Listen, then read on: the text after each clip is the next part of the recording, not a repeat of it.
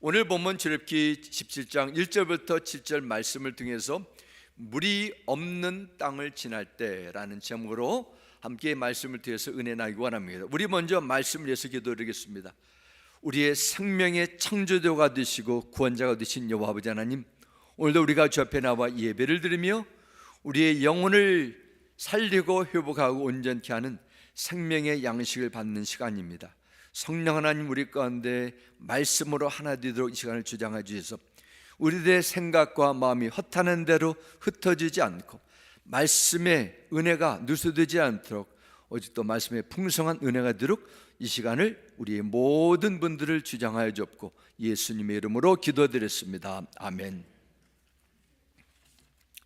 사람들은 어떠한 지식이나 대상이 사실처럼 진실처럼 받아들일 때 무조건 받아들이는 것이 아니라 나름대로 자기가 가지고 있는 그 기준, 소위 말하는 방정식을 가지고 있어서 지식이나 정보를 듣고 내가 가지고 있는 그 지식의 도구를 스크린을 하게 됩니다. 예를 들면 인간은 어디에서 시작됐나라는 주제를 넣고 가장 잘 사용하는 방법 가운데 하나는 땅속에서 고고학자들이 발견한 화석과 또 뼈 같은 증거들을 가지고 설명하고 자기들 논리를 전개시킵니다. 인간은 원래 아주 미세한 아메바와 같은 작은 생명체로부터 시작해서 점점 변화가 되고 또 진화가 돼서 원숭이, 침팬지 같은 모습에서 다시 오랜 세월을 거쳐 인간의 모습으로 이렇게 발전해 왔다, 이렇게 주장합니다. 어떤 인류학자들은 최초의 인류는 약 300만에서 350만 전 아프리카에서 살았고 6만 7만 년 전에 아프리카 밖으로 대규모 이주를 하게 돼서 중동, 유럽, 또 아시아 이렇게 더 많은 다양한 곳으로 살게 됐다, 이렇게 설명합니다. 이처럼 특정 지역에서 발견한 뼈, 화석 같은 것이 인간의 기원이라 가장 확실한 인류의 변화와 인류의 기원의 증거라고 믿고 가르치는 사람들이 세상에 많이 있습니다. 정말 인간은 그렇게 진화됐을까요? 그런 왜곡된 비성경적인 하나님께서 말씀하신 가치관과 대립되는 그 인간 진화론이 나중에는 잘못돼서 모든 인간은 그냥 하나의 물질이다, 단순한 다른 생명체 비슷한 그런 존재라 여겨서 이것이 공산주의와 대립돼서 공산주의가 발전하고 이루어진 중국 모태통이나 소련의 스탈린, 북한의 김정일, 김일성 같은 그런 독재자들은 공산주의 사상을 가지고 수백만, 수천만 명의 사람의 목숨을 빼앗으면서도 끔찍하지 않고 그래 이기는 것입니다. 하나님의 형상을 무시하고 단순한 물질로 보니까 사람의 생명을 앗는 것이 전혀 두렵지도 이상하지도 않게 되는 것입니다.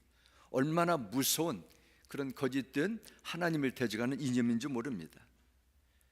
이 세상의 다른 창조물을 보기 바랍니다. 지구에서 다른 그 세계에 있는 모든 우주에 있는 그런 화성이나 그런 태양계 그 모든 존재가 갑작스런 빅뱅이라고 불리는 대폭발로 생겨난 것일까요? 우리가 살고 있는 지구에서 다른 태양계로 도달하기까지는 약 최소한 4광년, 빛의 속도로 4년을 가야 도달할 수 있다고 합니다. 우주에 비하면 이처럼 광대하고 무한한 우주 속에서 이 자그마한 태양계, 아니 태양계에 속한 이 지구 한 자그마한 점밖에 되지 않습니다. 그 안에 사는 인간이 어떻게 우주의 비밀을 발견하고 해석할 수 있겠습니까? 불가능합니다. 그래서 히브리서 11장 3절은 이렇게 말씀합니다. 믿음으로 모든 세계가 하나님의 말씀으로 지어진 줄을 우리가 아나니 말씀합니다. 모든 우주의 창조는 하나님께서 말씀으로 지어졌는데 이것을 우리는 증거로, 우리의 연구로가 아니라 믿음으로 알게 된다 말씀합니다. 하나님은 우리 눈으로 볼 수 없습니다. 유한한 인간의 지성과 광만으로는 하나님의 창조 세계를 깨달을 수 없어요. 보여주는 만큼 조금만 우리는 알 수 있는 것입니다. 하나님께서 우리에게 믿을 수 있는 믿음을 선물로 주실 때, 이 모든 세계가, 이 세계에 속한 내 인생이, 내 생명이 하나님께서 나를 창조해 주셨다는 것을 알게 된다 하셨습니다. 이러므로 우리가 믿을 수 있는 믿음을 선물로 주실 때 나의 인생의 모든 부분뿐만 아니라 모든 세계가 하나님의 말씀으로 지어진 줄을 믿고 하나님의 존재를 확신할 수 있습니다. 이런 의미에서 믿음은 인공위성이나 망원경과 같습니다. 하늘 높이 떠 있는 구름이나 멀리 떠 있는 그 가물가물거리는 것을 지금 내 앞에 있는 것을 명확하게 보여주기 때문입니다. 믿음은 현미경과 같습니다. 보이지 않는 것을, 미세한 것을 확대해서 내 앞에 생생하게 보여주시기 때문입니다. 그러면은 하나님을 믿는 그리스도인 우리 성도들이 하나님께서, 전능하신 온 세계 만물을 주신 하나님께서 나와 함께 하신다는 것을 우리는 어떻게 알 수 있을까요? 일반적으로 우리는 하나님께서 나와 함께 하신다는 그 증거를 내가 살고 있는 환경에서 찾고자 합니다. 그래서 하나님께서 나를 항상 좋은 환경으로 인도해 주시기 때문에 나와 함께 하신다는 그런 내가 만들어 놓은 하나의 그런 공식이 있습니다. 그리고 힘들고 어려운 상황이 있을 때는 하나님께서 함께 하지 않는다, 그게 단정하기도 합니다. 만일 일이 잘 풀리면은 하나님이 나와 함께 하시는 것 같고, 풀리지 않게 되면 하나님이 나에게 떠나셨다, 이렇게 생각합니다.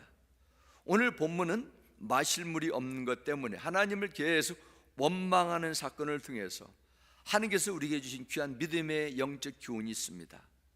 그래서 바로 어떠한 환경과 상황 속에서도 하나님이 함께 하심을 믿고 그분과 동행하며 그분을 기쁘시게 하는 믿음의 삶을 살라는 것입니다. 오늘 말씀을 통해서 여러분이 세상을 이기고 하나님의 함께 하심을 생생하게 체험할 수 있는 그런 온전한 믿음의 삶이 되기를 주의 이름으로 축원합니다. 먼저 오늘 본문을 통해서 첫 번째는 마실 물이 없을 때 이스라엘 백성들의 반응을 한번 살펴보겠습니다. 오늘 본문 1절부터 다시 보겠습니다. 이스라엘 자손의 온 회중이 여호와의 명령대로 신광야에서 떠나 그 노정대로 행하여 르비딤의 장막을 쳤으나 백성이 마실 물이 없는지라. 3절입니다.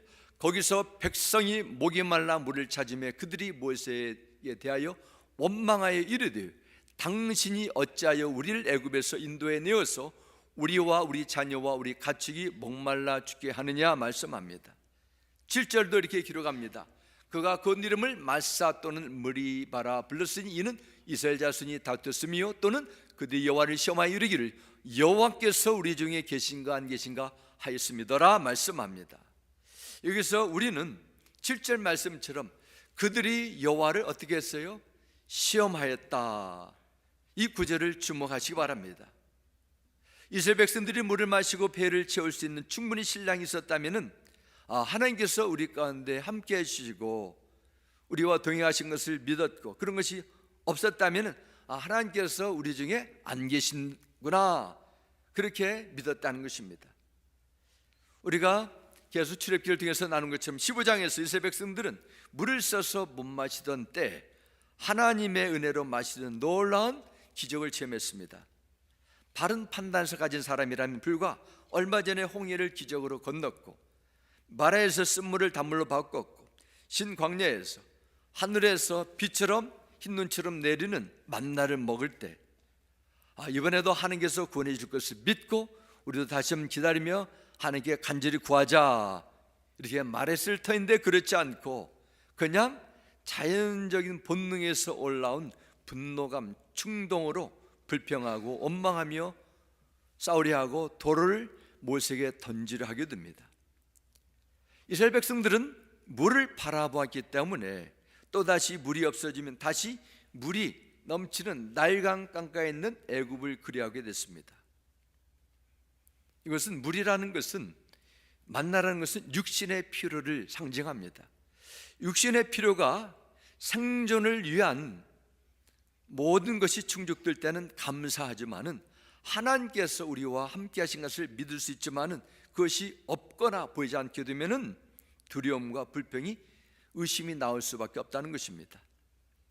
결국 인간을 보여주는데요, 인간은 육신적인 필요를 만족스럽게 해주는 세상의 것들은 하나님의 은혜로 믿음으로 사는데 조금은 도움이 될 수 있어도 결정적인 상황의 만남에 두면은 그것은 도움이 되지 못한다는 것입니다.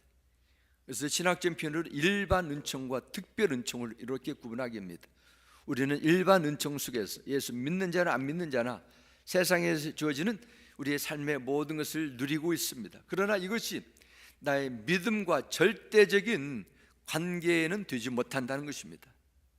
하나님을 믿는다 하면서, 인정한다 하면서도 기적을 많이 시험했을지라도 하나님을 의심하고 우리 가운데 계시지 않는 그런 불신앙으로 언제든지 빠질 수 있다는 것을 오늘 본문은 우리에게 말씀하고 있습니다. 그 이유는 바로 우리에게 있습니다. 우리의 마음속에 있는 죄의 본능은 언제라도 내가 받았던 은혜를 잊어버리게 되고 믿음의 순수성이 점점 변질될 수 있는 그런 타락된 본성이기 때문에 그렇습니다. 이것은 아무리 많이 배우고 세상적으로 존중받고 높은 위치에 있는 자라 할지라도 그 사람이 술에 취하거나 마약에 빠지면 정상적인 판단력을 잃어버리게 되고 도저히 상식으로 논리로 이해할 수 없는 행동을 선택을 하는 것과 마찬가지입니다. 우리도 이 세상에 살면서 어떤 사건을 만나면 하나님께서 계시다면 이런 일을 해결해 줄 수 있을 것이라 이렇게 소원하고 기도합니다.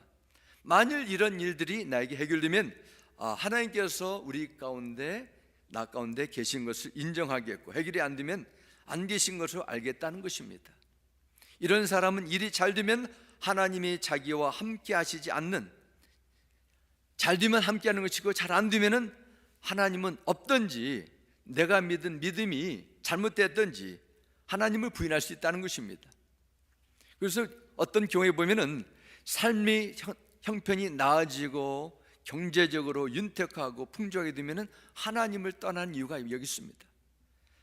이런 믿음은 보이지 않으신 분을 보는 것 같이 믿는 것이 아니라 자기의 체험을 통해서, 주어진 환경을 통해서 내 나름대로의 하나님의 임재하심과 하나님의 그 존재하심을 판단하고 확신하기 때문입니다. 하나님을 잊어버린 인간이라는 것은 자신의 편안함과 행복을 즐기고자 하는 이기적인 본성에 따라갈 뿐만 아니라 하나님을 진심으로 의지하고자 하는 그런 온전한 마음은 원래 없습니다. 그래서 우리 장로교회 신앙에서는 이런 하나님을 사랑하는 믿음조차도 하나님께서 특별하게 은혜를 주셔야만 가능하다 말합니다. 전적인 타락이기 때문에 그렇습니다.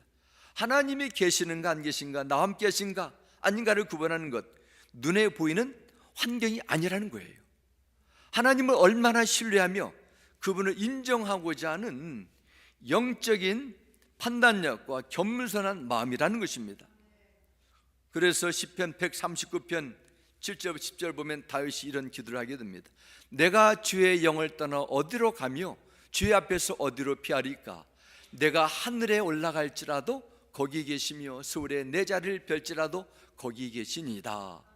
내가 새벽 날개를 치며 바다 끝에 가서 거주할지라도 거기서도 주의 손이 나를 인도하시며 주의 오른손이 나를 붙드시리다. 이런 기도시가 있습니다. 하나님은 성령으로 다윗과 함께 하셨습니다. 그리고 다윗은 시편 23편에도 보면 내가 사망의 음침한 골짜기를 다닐지라도 주께서 나와 함께 계심을 믿고 하나님을 찬미합니다. 다윗은 하나님의 임재, 하나님의 영을 떠나 아무래도 갈 수 없었습니다. 새벽 날개를 치며 바다 끝에 가서 거주할지라도 하나님께서 그곳에서 다윗의 손길 인도하심을 믿었습니다. 하나님께서 다윗을 꼭 붙들어 주셨습니다. 지켜주셨어요. 별 열어주셨습니다. 요나가 하나님을 따라서 소명을 저버리고 다시스 가는 배를 탔을 때에도 하나님은 그와 함께 하시고 그를 찾아내셨습니다. 물속에 빠져 큰 물고기 뱃속에 울부짖는 요나의 기도를 하나님은 들어주셨습니다. 하나님을 떠날 수 없었어요. 우린 지금까지 살아오면서 하나님이 함께 하심을 믿는 순간이 한 번도 없을까요? 분명히 있을 것입니다. 주님은 항상 어디서나 우리와 함께 하시고 우리를 보호해 주셨어요. 그런데 우린 그것을 인정하려 하지 않습니다. 잊어버렸습니다.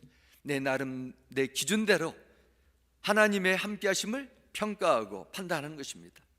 그러나 이스라엘의 모습은 언제나 우리의 모습을 보여주기 때문에 결국 우리도 그와 비슷한 오류에 빠질 수 있다는 것을 경고하는 것입니다.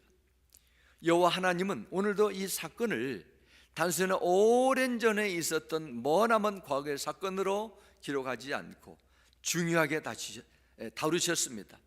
이스라엘 백성들이 광야 40년 길을 지나고 모압 평지에 모여가지고 이제는 여호수아 세대, 그 모세의 그 다음 세대들이 드디어 기다리고 꿈꾸었던 그 약속의 땅 가나안 땅에 들어가기 전에 하나님은 모세의 설교를 통해서 오늘 본문에 나오는 르비딤 사건을 다시 한번 상기시키면서 이렇게 말씀합니다.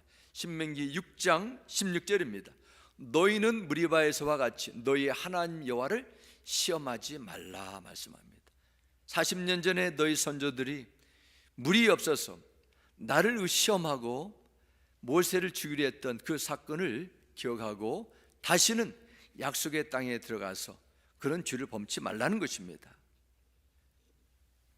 대신에 온 마음으로 언제든지 어떤 상황 속에서도 하나님을 전심으로 사랑하며 하나님을 따르며 적과 꿀이 흐르는 그 땅에서 하나님께 주시는 은혜를 받아 누리라, 이런 예언적인 말씀입니다.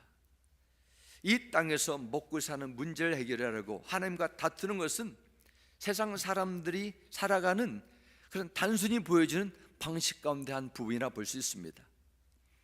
인생을 살아가면서 광야 한가운데 먹을 것도 없고 물이 없는 상황이 있을 수 있습니다. 이대로 가다가는 내 인생이, 내 삶이 완전히 망가지겠구나, 그런 절망적인 상황에 빠질 때도 있습니다.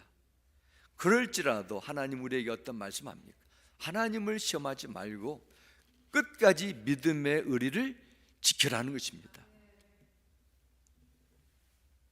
똑같은 햇볕에도 진흙덩이는 더 단단해지고 얼음덩이는 녹는 것처럼 똑같은 하나님의 은혜를 받았지만 고난 때문에 더 마음이 강팍해지는 사람이 있는가 하면은 고난 앞에서 더욱더 순종의 사람으로, 겸손한 삶으로 변화되는 자들이 있습니다. 하나님은 우리를 광야로 인도하시는 목적이 있습니다. 우리를 망하게 하는 것이 아니라, 불행에 빠뜨리는 것이 아니라 광야 생활을 잘 이겨내서 훈련시켜서 왕같은 제사장으로 하나님의 영광을 위해서 영혼들을 섬길 수 있는 온전한 믿음의 사람으로 변화시키기 위한 목적이 있음을 여러분은 믿으셔야 됩니다.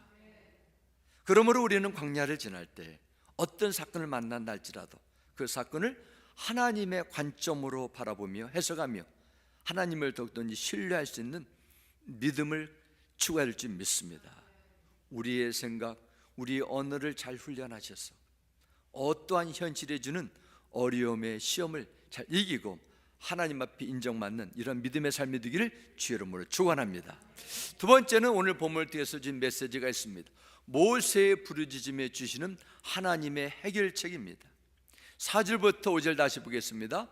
모세가 여호와께 부르짖어 이르되 내가 이 백성에게 어떻게 하리까? 그들이 조금 있으면 내게 돌을 던지겠나이다. 여호와께서 모세에게 이르시되 백성 앞을 지나서 이스라엘 장로들을 데리고 날강을 치던 네 지팡이를 손에 잡고 가라 하셨습니다. 네 지팡이를 손에 잡고 가라 하셨어요. 부르짖는 모세에게 하나님께서 내가 날강 치던 그 지팡이를 잡고 가라 말씀을 주셨습니다. 지팡이 그 자체에 신비한 마술이 있는 것은 아닙니다. 지팡이는 하나님께서 함께 하신다는 증표였습니다. 모세가 잡은 지팡이는 애굽의 하수를 쳐서 물이 피가 되게 했던 지팡이고 홍해를 가르게 했던 이스라엘 죽음에서 생명으로 인도했던 구원의 지팡이였습니다. 이스라엘 백성들은 홍해를 갈라지게 한 그 지팡이가 자기들과 늘 함께 했음을 집중해야 됐어요. 그런데 그들은 놀라운 기적과 그의 능력을 체험했지만은 하나님께서 항상 함께 하시는 그 믿음으로 연결되지 못했습니다. 대신 눈앞에 보이는 광야의 현실, 허기진 배, 타오르는 그 목마름, 여기에 두려워하고 어쩔 줄 몰라 했습니다. 하나님을 시험했어요. 그래서 믿음이란 것을 보여줍니다. 믿음은 보이지 않는 분을 보는 것과 같이 믿고 사는 것입니다. 분명히 하나님은 우리 눈으로 볼 수 없습니다. 그분은 영이시기 때문입니다. 그럼에도 하나님은 여전히 나와 함께 하시고 계심을 확신하며 그런 믿음으로 내가 살아가는 것이죠. 그래서 히브리서 11장 1절은 말씀합니다. 믿음은 바라는 것들의 실상이요 보이지 않는 것들의 증거니 말씀합니다. 하나님이 이스라엘 백성들이 광야에서 이런 온전한 믿음의 자리로 나기 원하셨던 것입니다. 오늘 본문 6절로 돌아가겠습니다. 내가 호렙산에 있는 그 반석 위에 거기에서 내 앞에 서리니 너는 그 반석을 치라. 그곳에서 물이 나오리니 백성이 마시리라. 모세가 이스라엘 장로들의 목전에서 그대로 행하니라 말씀합니다. 하나님의 해결책이 있습니다. 하나님의 말씀대로 그가 붙잡았던 지팡이를 가지고 반석을 쳤습니다. 그때 반석에서 반석이 깨지고 물이 나왔습니다. 얼마나 많은 물이 나왔길래 200여만 명이 되는 그 모든 이스라엘 민족들이 물을 마실 수 있는가 우리는 확인할 수 없습니다. 그러나 시편 105편 41절 보면 그에 대한 기록이 이렇게 나오게 됩니다. 반석을 갈라서 물이 흐르게 하셨고 마른 땅에 강물이 흐르게 하셨다 말씀합니다. 하나님께서 단순한 반석에서 우물물처럼 조그마한 물이 아니라 마른 땅에 강물이 흐르는 것처럼 홍수와 같은 물을 공급해 주셨습니다. 마른 땅을 덮어버렸어요. 그러면 물의 양이 얼마나 드는지, 얼마나 많은 사람 먹었는지 이것이 중요한 것이 아닙니다. 반석이 깨지면서 거기서 물이 나와서 온 이스라엘 민족이 생명을 건졌다는 데 있습니다. 물론 이스라엘 자손들과 그의 가족들 충분히 마시고도 남을 물이 나왔습니다. 이것은 하나님의 사랑, 하나님의 권한가 얼마나 풍성한 것을 이 사건을 통해서 보여준 얘기도 합니다.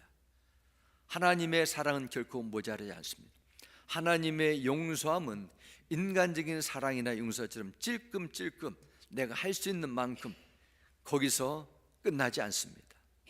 하나님은 어떤 경우라도 모든 것을 온전히 풍성하게 부어주시는 분입니다.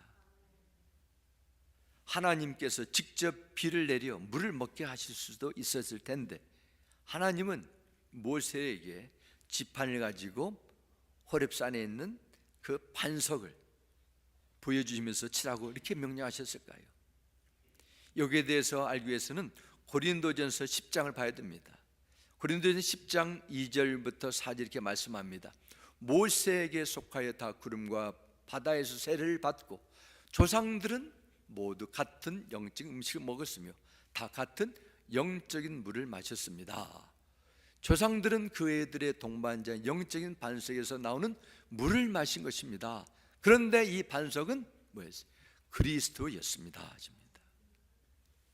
고린도전서 10장 4절 말씀 보면 르비딤 광야에서 물이 말라 호렙산 바위를 내려 물을 마시게 됐을 때 모세가 지팡이로 내리친 반석을 바로 예수 그리스도라 말씀합니다.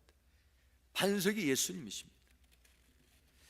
반석을 지팡이로 침으로 반석이 깨졌어요. 그리고 깨진 반석에서 물이 나오게 해서 목마른 백성들의 생명을 건진 것처럼 예수의 몸이 십자가에 완전히 내어드림을 통해서 로마 병정들이 치는 회초리와 매와 못으로 온몸이 상하고 찢기심으로 우리의 영혼이 구원받게 됐다는 것입니다.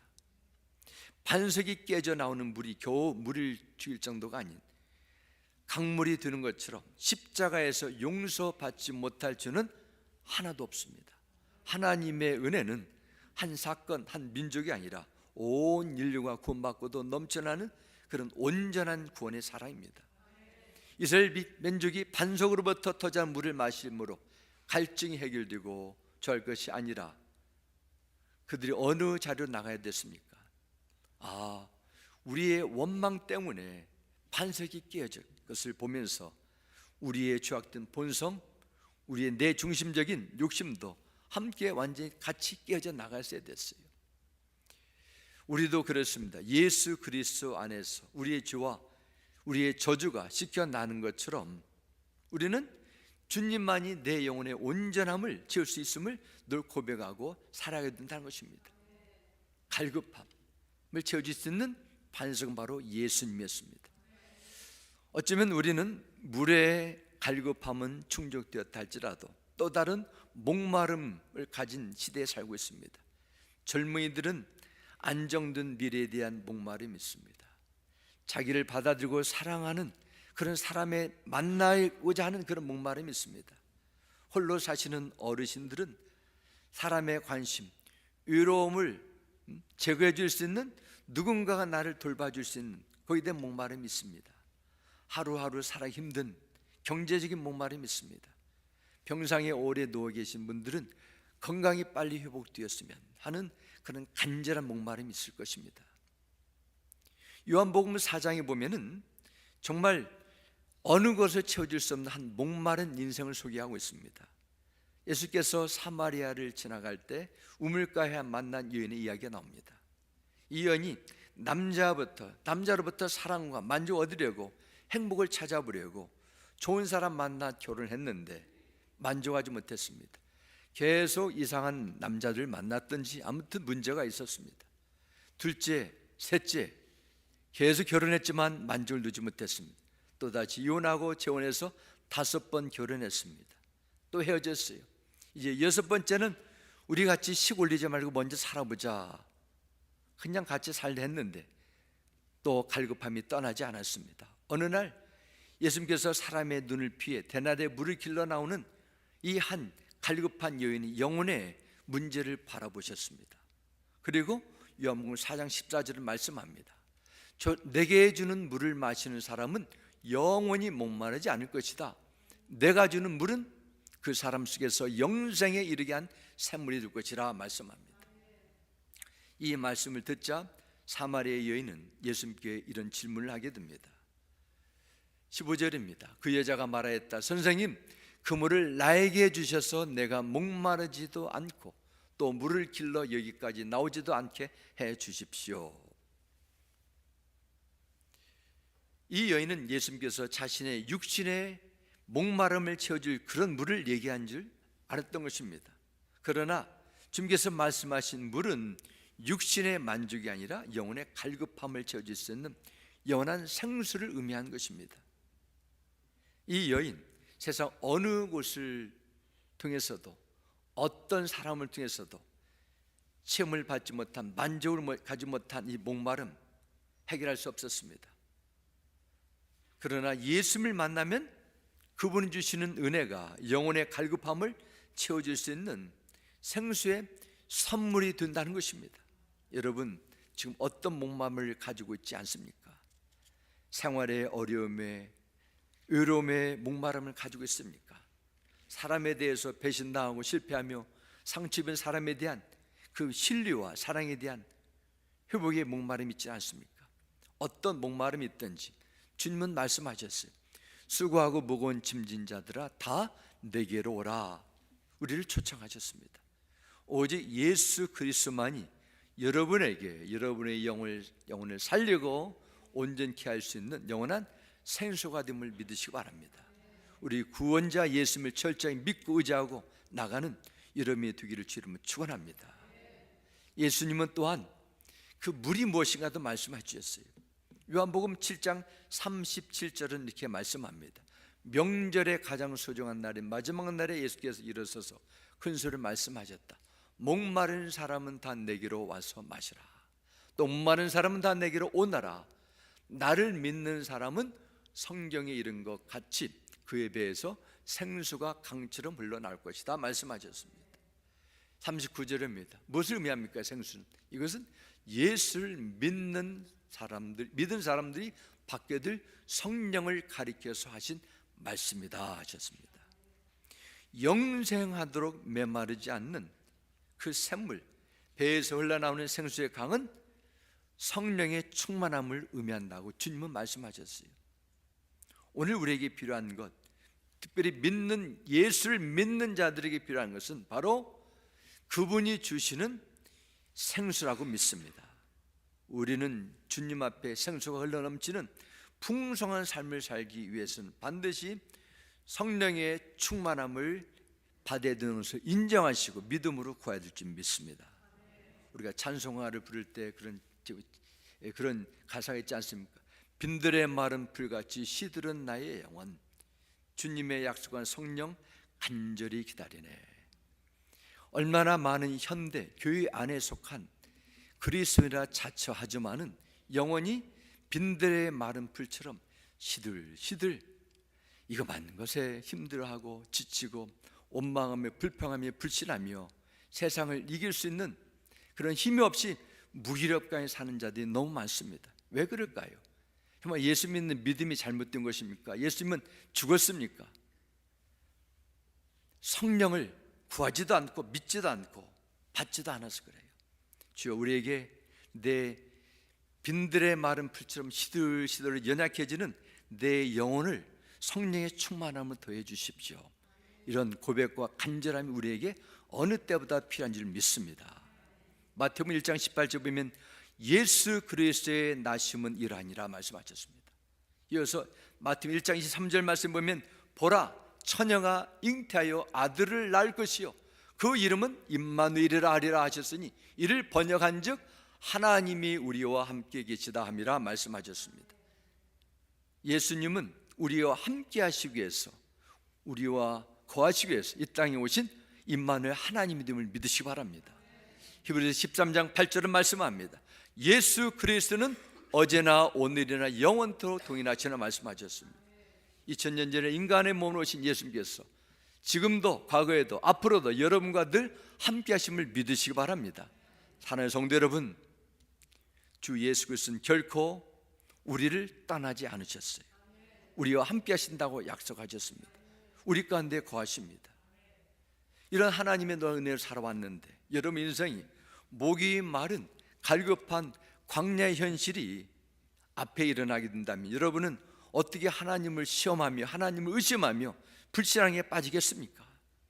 광야에서 목말라 했던 이스라엘 백성들은 쪼개진 반석에서 흘러나온 물을 마시고 그 쪼개진 반석을 바라볼 때마다 하나님의 전능하신 살아계심을 믿고 감사했던 것처럼 우리는 예수 그리스도의 십자가를 바라볼 때마다 우리의 영원한 반석이신 주님의 구원의 은혜를 생각할 때마다 우리의 심령 깊은 곳에서 하나님을 찬양하며 구원에 대해서 감사해 줄 줄 믿습니다.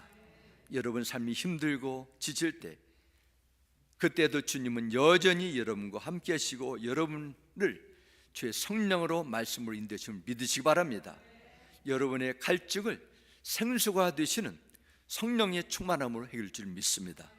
번영 같은 세상이 떠나지 않다 할지라도 어떤 일을 만난다 해도 하나님을 의심하고 시험하는 불신앙에 절대로 빠지지 마시고 끝까지 하나님을 즐거워하며 그분을 의지하는 이런 온전한 믿음의 삶을 이루어내시기를 주 예수 이름으로 축원합니다. 우리 함께 기도드리겠습니다. 아버지 하나님, 오늘 말씀을 주시는 하나님의 영적 교훈을 감사드립니다. 그 많고 많은 기적과 하나님의 구원의 역사를 처음 했음에도 무리바에서 나오는 그 아버지 하나님 몸의 갈증 때문에 하나님을 의심하고 하나님의 은혜를 저버린 이스라엘 민족을 통해서 우리의 신앙을 다시 한번 점검해 볼 수 있는 것 감사드립니다.